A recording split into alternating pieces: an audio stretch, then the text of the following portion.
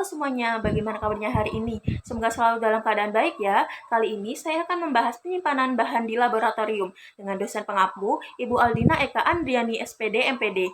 Perkenalkan, saya Danisa Maulnasari dengan NIM 2301050127 dengan nomor presensi 15 dari Rombel M, mata kuliah Laboratorium IPA jurusan Pendidikan Guru Sekolah Dasar Fakultas Ilmu Pendidikan dan Psikologi Universitas Negeri Semarang. Sebelum kita masuk ke materi, kita harus mengetahui tujuan dari pembahasan kali ini. Yang pertama, untuk memahami dan mengetahui cara penyimpanan bahan laboratorium. Kedua, untuk mencegah kerusakan bahan dan perlakuan kesalahan dalam penyimpanan bahan di laboratorium.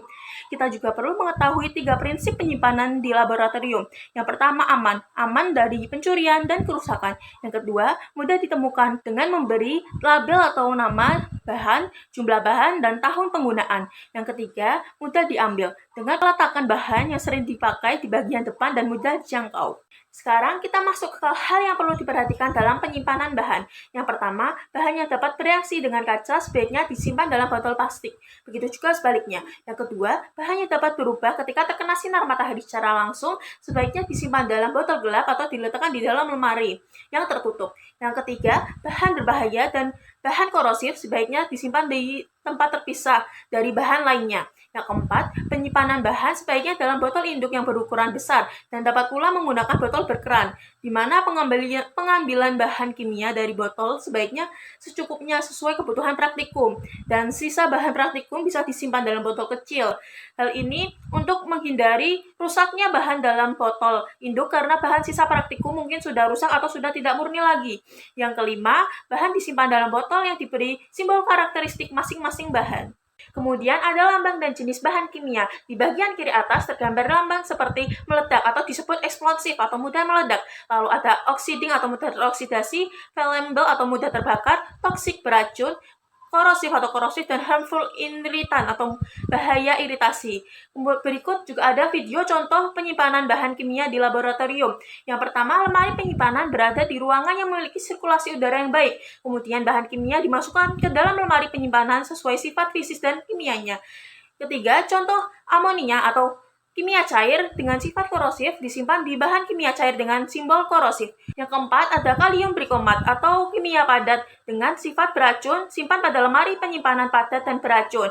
Yang kelima, kalium hidroksida atau kimia padat dengan sifat korosif, simpan pada lemari penyimpanan padat korosif. Yang keenam, natrium karbonat atau kimia padat dengan sifat iritasi, simpan pada lemari penyimpanan padat dengan simbol iritasi, serta gunakan kacamata pengaman. Yang ketujuh, etanol atau kimia cair, mudah terbakar, simpan di lemari kimia cair dengan simbol mudah terbakar. Yang kedelapan, kloroform atau kimia cair beracun, simpan di lemari kimia cair dengan simbol beracun. Untuk penyimpanan bahan kimia secara umum, yang pertama, sediakan tempat penyimpanan khusus untuk masing-masing bahan kimia dan simpan bahan di dalam lemari dan rak khusus penyimpanan. Yang kedua, jangan menyimpan bahan pada rak yang tingginya lebih dari 5 kaki, kurang lebih 1,5 meter. Yang ketiga, pastikan rak memiliki bibir pembatas di bagian pinggir agar wadah tidak jatuh. Yang keempat, hindari penyimpanan bahan kimia di atas bangku maupun di atas lemari, terutama bahan masanya berat. Yang kelima, pintu keluar, koridor, dan area di bawah meja atau bangku, serta peralatan keadaan darurat tidak dijadikan tempat penyimpanan bahan. Yang keenam, labeli semua wadah bahan kimia dengan tepat, letakkan nama pengguna dan tanggal penerimaan. Ketujuh, simpan bahan kimia dalam kelompok-kelompok bahan yang sesuai secara terpisah, yang disortir berdasarkan abjad.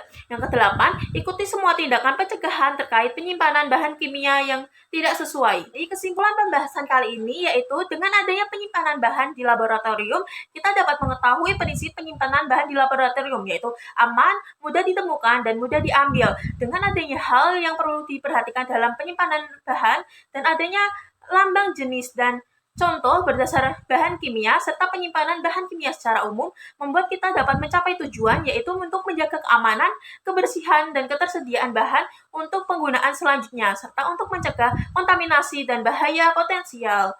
Berikut adalah daftar pustaka dari materi ini. Terima kasih sudah menonton sampai akhir. Mohon maaf apabila ada kesalahan. Sampai jumpa. Wassalamualaikum warahmatullahi wabarakatuh.